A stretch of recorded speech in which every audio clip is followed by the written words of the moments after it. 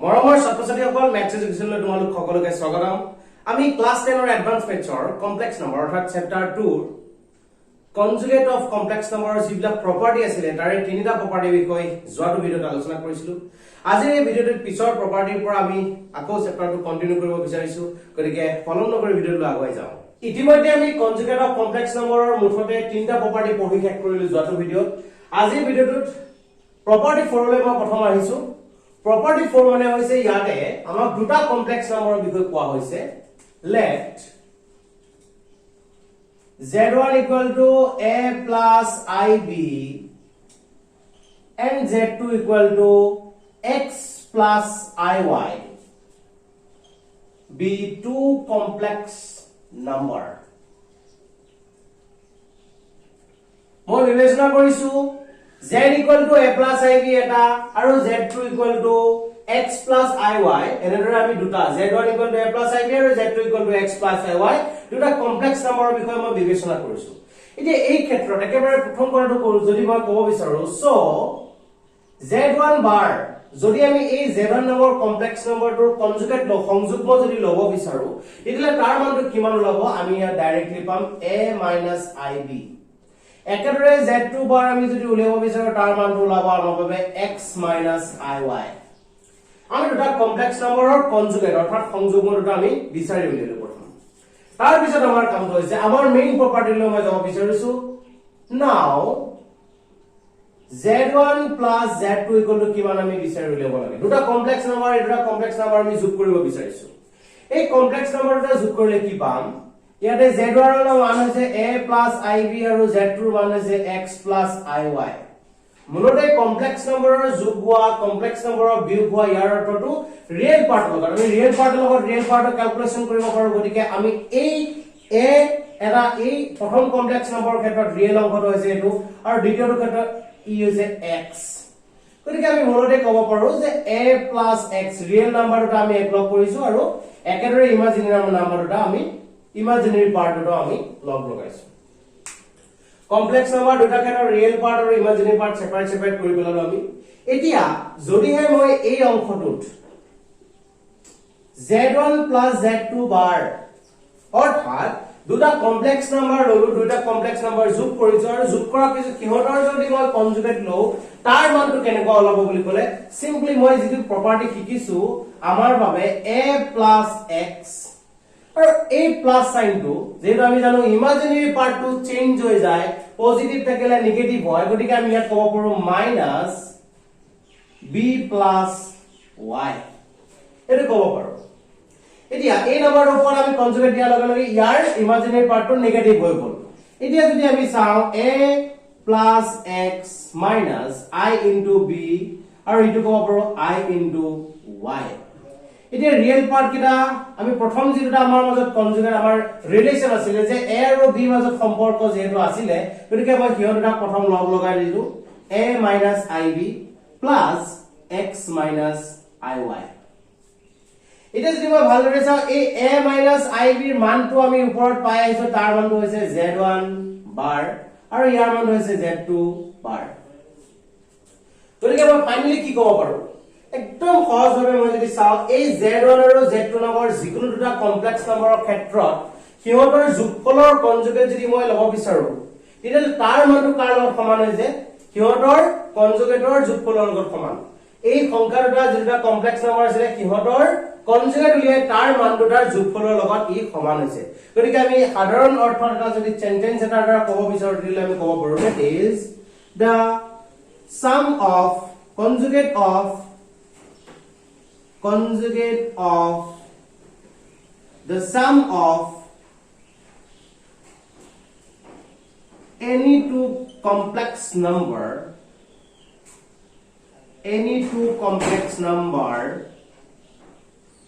is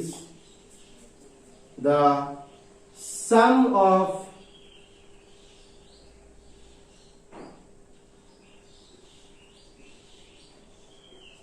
conjugate of the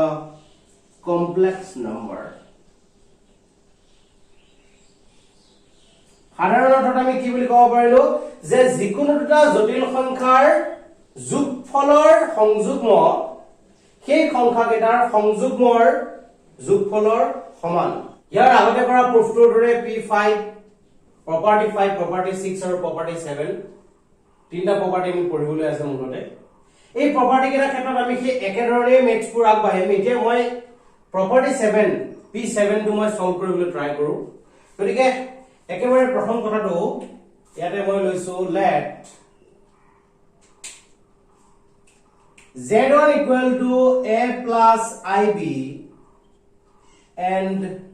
z2 equal to x plus iy be two complex numbers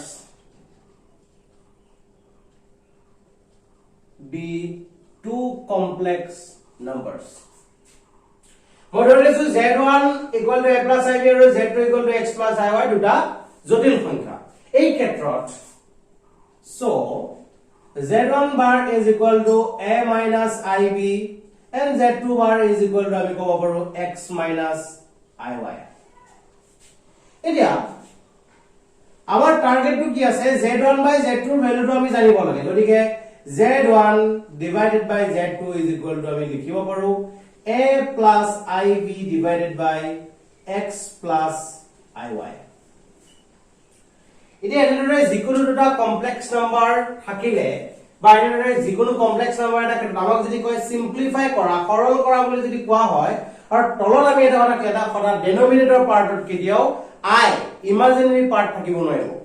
ডেনোমিনেটৰ পাৰ্টটো সদায় এটা real number হ'ব লাগিব complex number হ'ব নোৱাৰিব গতিকে আমাৰ প্ৰথম টাৰ্গেটটো হ'ব তলত থকা এই x plus iy বুলি যে আছে এই iy নামৰ কোৱান্টিটিটো ইয়াৰ পৰা আমি নাইকিয়া কৰিব লাগিব ইয়াক নাইকিয়া কৰাৰ বাবে মই এটা সাধাৰণভাৱে এটা ফৰ্মুলা শিকাই দিছো টেকনিক এটা শিকাই দিছো সেইটো হৈছে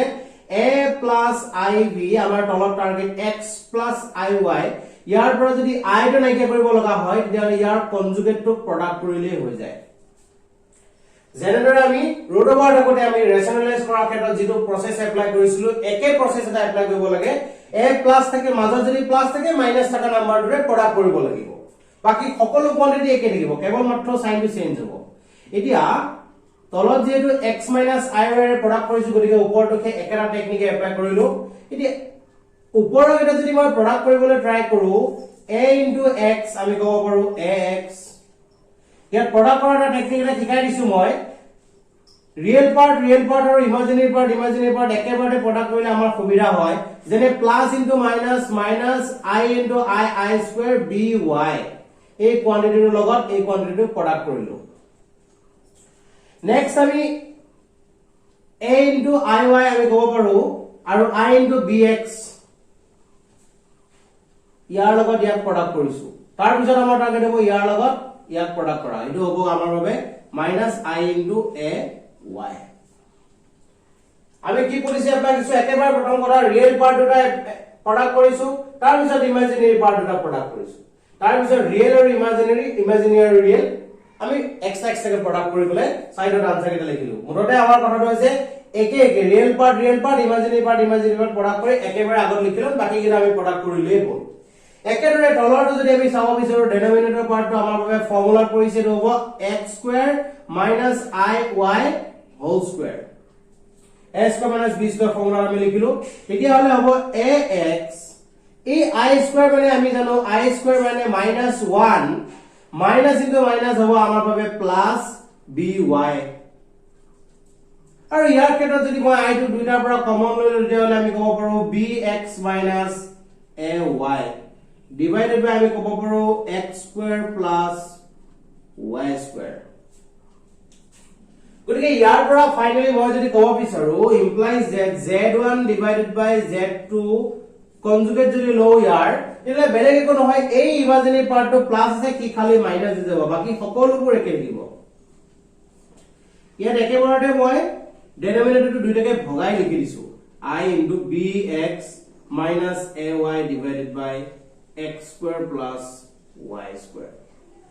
তো ফাইনালি আমি ৰিয়েল পাৰ্ট আৰু ইমাজিনাৰী পাৰ্ট এক্সট্ৰা কৰি দেখুৱা নাই যদিও পিছৰ পাৰ্টত আনসাৰত একেবাৰতে সকলোবোৰ কৰি দেখাইছো যে ডেনোমিনেটৰটো আমি ৰিয়েল পাৰ্টৰ লগত এবাৰ লিখিছো আৰু ইমাজিনাৰী পাৰ্টৰ লগত এবাৰ লিখিছো যেটো ইয়াক আমি এনেদৰে ভগাই দিব পাৰো ফ্ৰেকশনৰ ক্ষেত্ৰত এতিয়া কি পালো z1 by z2 whole bar equal to আমি পালো x plus by divided by x square plus y square minus I into bx minus ay divided by x square plus y square আমি এই z1 by z2 বাৰৰ value টো আমি পালো এতিয়া আমাৰ টাৰ্গেট হ'ব ইয়াৰ ভ্যালু টো again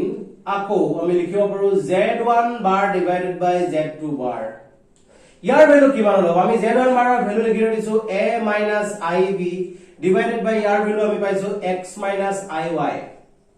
এতিয়া আমাৰ প্ৰাইমাৰী টাৰ্গেট টো কি আমাৰ একেবাৰে প্ৰথম টাৰ্গেট টো এনেকুৱাকে যে উলিয়াব নিদিও কিয় ডেনোমিনেটৰ কেতিয়াও আমি কমপ্লেক্স নাম্বাৰ পাব নোৱাৰো ইমাজিনাৰী পাৰ্ট কেতিয়াও পাব নোৱাৰো গতিকে প্ৰথম কামটো এই i টোক আমি নাইকিয়া কৰিবৰ বাবে টাৰ্গেট কৰিলো কিমান প্ৰডাক্ট কৰিম এতিয়া x minus iy একেবাৰে সহজ কথা যে ইয়াৰে লিখিছো x minus iy আছে গতিকে আমি প্ৰডাক্ট কৰিব লগা কমপ্লেক্স নাম্বাৰটো হ'ব x plus iy যেটো ডেনোমিনেটৰ x plus iy প্ৰডাক্ট কৰিছো নিউমাৰেটৰ লগত আমি x plus iy প্ৰডাক্ট কৰিব লাগিব ফাইনালি আমি যদি ইহতক প্ৰডাক্ট কৰিবলৈ বিচাৰো একে টেকনিক এপ্লাই কৰিম এতিয়া a into x real part into real part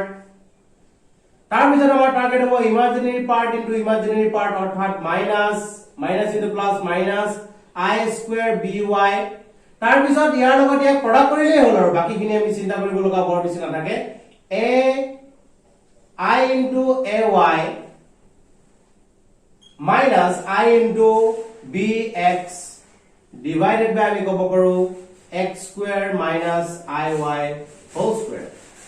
so finally আমি পালো ax plus by এই I square টো আমাৰ negative 1 minus into minus plus হল তাৰ ভিতৰত আমি ইয়াৰ পৰা চাব পাৰো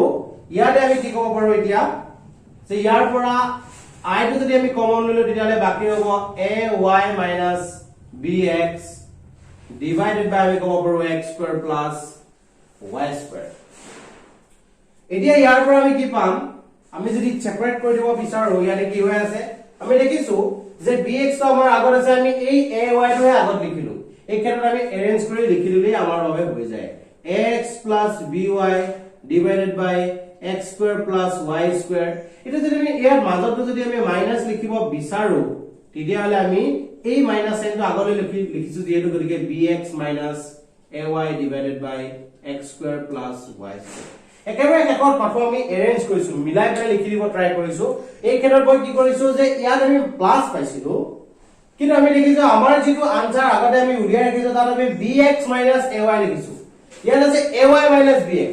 কোয়ান্টিটিটো একেটাই আছে মাত্ৰাত কি হৈ আছে যে ay ৰ আগত আমি এবাৰ প্লাস পাই আছো আগত আমি পাই আছো ay আগত মাইনাস গতিকে আমি যদি একে একে বনাব লাগিব গতিকে তাৰ বাবে মই কি ব্যৱস্থা ললো যে আমি এই প্লাস সাইনটো ভিতৰত থকা মাইনাস সাইন ভিতৰৰ পৰা যদি মাইনাস সাইনটা মই কমন লৈ লও তেতিয়ালে কিহতৰ ভিতৰত সাইনটো চেঞ্জ হৈ যাব কমপ্লিটলি গতিকে চেঞ্জ কৰি পেলাই মই দেখাইলো ফাইনালি আমি ইয়াৰ জেগাত লিখিব পৰা হলো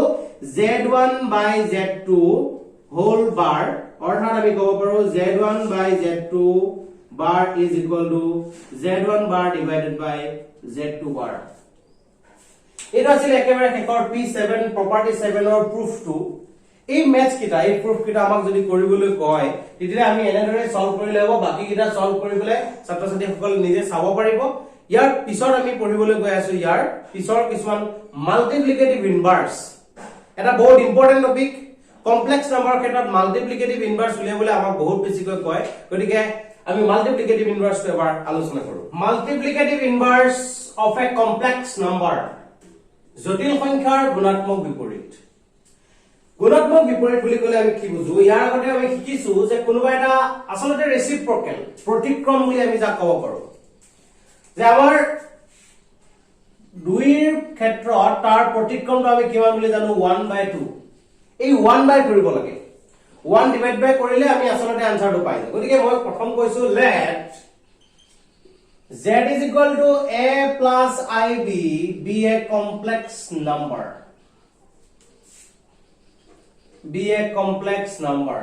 মই ধৰি লৈছো z equal to a plus ib এটা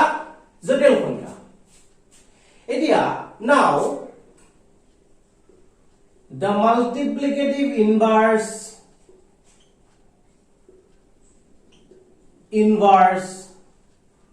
of z is আমি ক'ব পাৰো 1/z আমি এটা ক'ব পাৰো z